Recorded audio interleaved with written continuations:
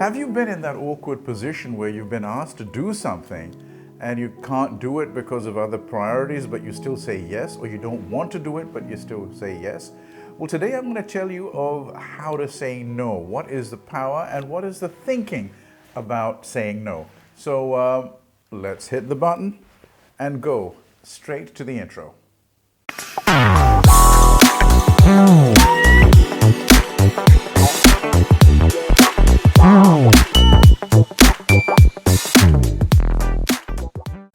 Hello everybody, welcome to Unplugged. My name is Sohail Hashmi. It's an honor and a pleasure to be here with you, and today we're going to be talking about the courage of how to say no. Some people don't need any courage, they just say no to everything. You open your mouth before you even say it, they say no. What I'm going to say to you today is I'll give you a couple of techniques. I'm also going to go to a personal story right at the end of the video, which is quite a personal story actually about what happened to me when I was young. But I was saved. I'll tell you that at the end. Now, one of the things that we need to realize is that when we're saying no, we're not actually saying no to the actual person who may feel that they are being rejected because you have said no. You are saying no to the request. Now, this may also need to be explained to the person that this is not a no for you or personally or whatever.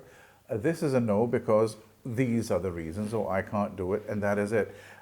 So that is a very important thing for you and the other person to know as well. I mean, of course, you're going to be clear about this.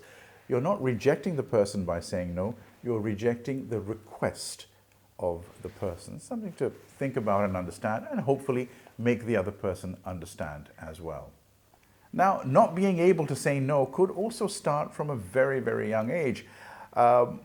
I don't smoke, but when I speak to people who smoke, I say, well, how did you do this? He goes, well, a couple of friends of us got together and we just picked up a cigarette and, we just started smoking. And of course, I coughed a lot, but that is exactly what gave us the habit. There's also a couple of letters for this called FOMO, F-O-M-O, that's fear of missing out. And because of the fear of missing out, what happens is that then the young people, boys or girls, start taking cigarettes, and before you know it, throughout their life they are smoking, which of course can cause various problems as well. So to understand, these things do start from an earlier age. Now I've seen that young children are much more aware about these things.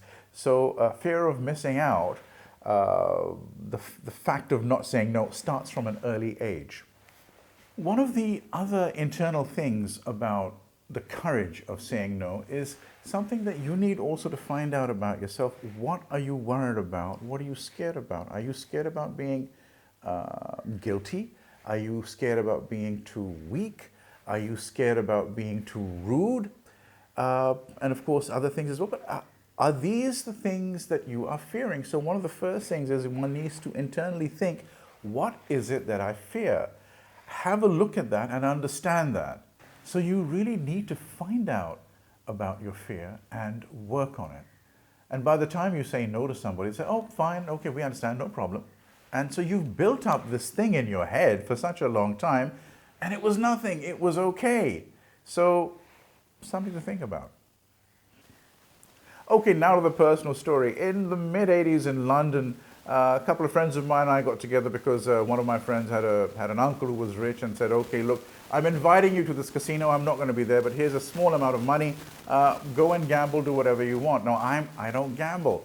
But of course, fear of missing out. So I went over to the international casino and I was given a chip of 20 pounds. We all were, I think it was about 4 or 5 of us. And we went about the tables, everybody else went about the tables gambling. And by the end of it, it didn't take too long, about half an hour or 45 minutes, they came back and they had lost all their money. They said, look, we've lost all our money and we were gambling, so we don't even have a way of getting back home. I mean, this is ridiculous. So I took out my chip. I said, I went around all the tables, but I did not gamble. Here is the chip. I got it cashed in, got 20 pounds, which was a little bit of money in those days.